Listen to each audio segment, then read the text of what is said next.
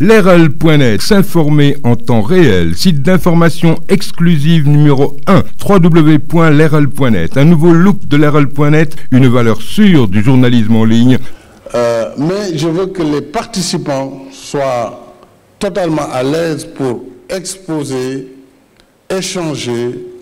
C'est la raison pour laquelle il n'est pas mauvais d'avoir un chef d'État invité d'honneur, mais que véritablement les discussions soient faites entre les participants venus d'horizons divers, des milieux des armées, des milieux de la sécurité, mais aussi des milieux diplomatiques et des milieux gouvernementaux et surtout des organisations non gouvernementales, les ONG et la société civile.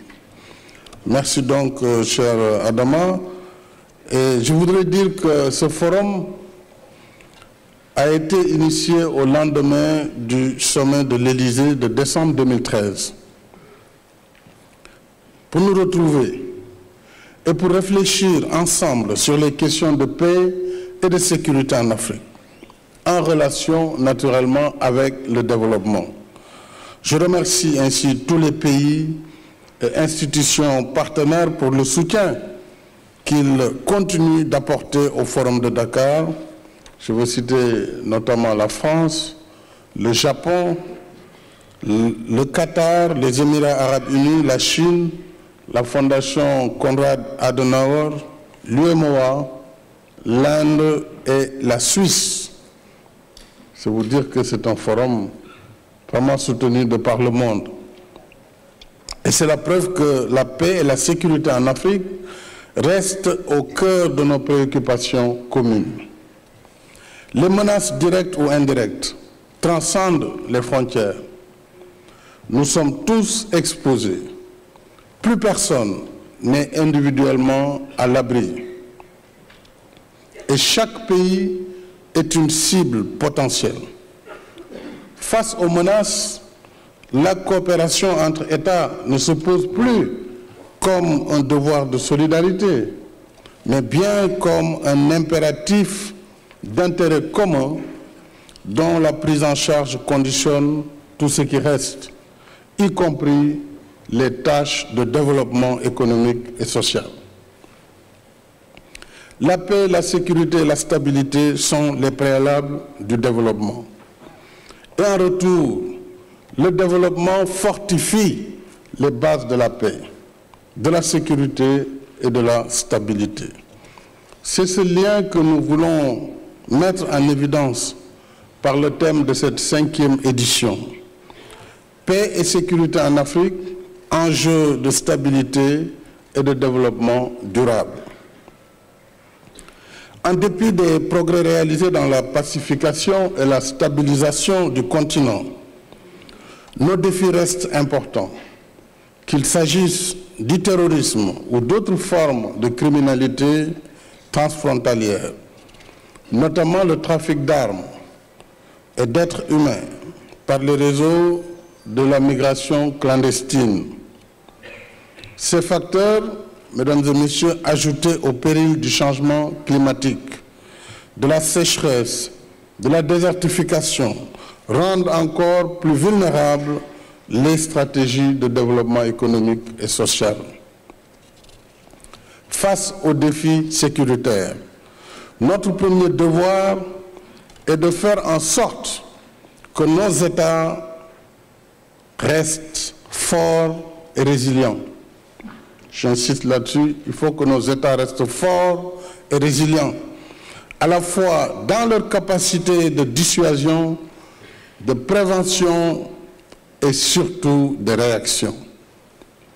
Nos États doivent rester forts et résilients parce que quand l'État est affaibli, il perd sa fonction protectrice. La confiance de ses populations et celle de ses partenaires.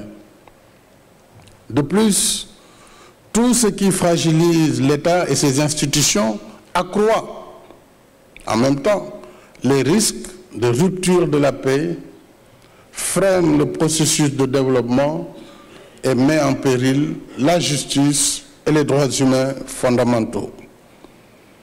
Car en définitive, les forces du mal qui attentent à la vie prospèrent là où l'État est fragilisé, pour ne pas dire défaillant.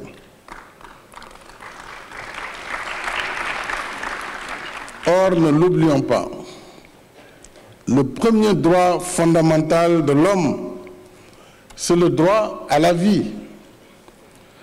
Il faut d'abord vivre pour aspirer à la liberté, à la démocratie et au développement.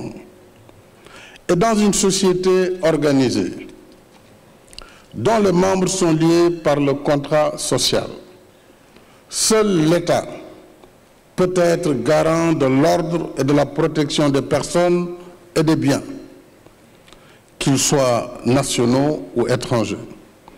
C'est pourquoi en Afrique, comme ça se fait ailleurs, l'État doit se donner les moyens d'assumer pleinement ses missions régaliennes, au premier rang desquelles la paix, la sécurité et la stabilité face aux menaces.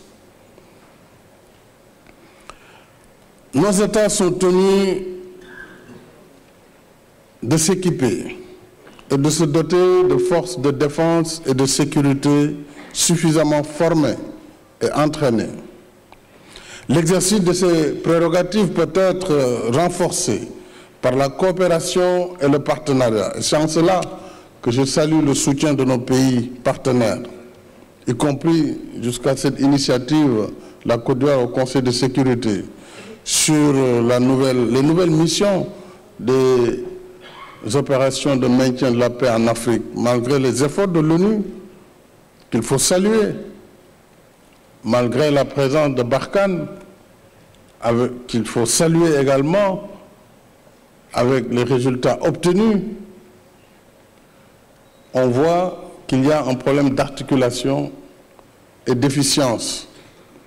C'est dire que lorsque les troupes des Nations Unies sont réduites à rester dans les camps et en attendre que des ordres viennent de New York ou d'ailleurs, pendant que les malfaiteurs s'en donnent à cœur joie, il faut revoir la nature de la mission. C'est une question simplement de bon sens, à notre avis. Il va falloir malheureusement prendre en charge l'imposition de la paix. Ça, il faut des forces pour cela. C'est la philosophie même de la mission de maintien de la paix qu'il faut oser remettre en cause et discuter selon les cas et selon les situations en Afrique, particulièrement dans le Sahel.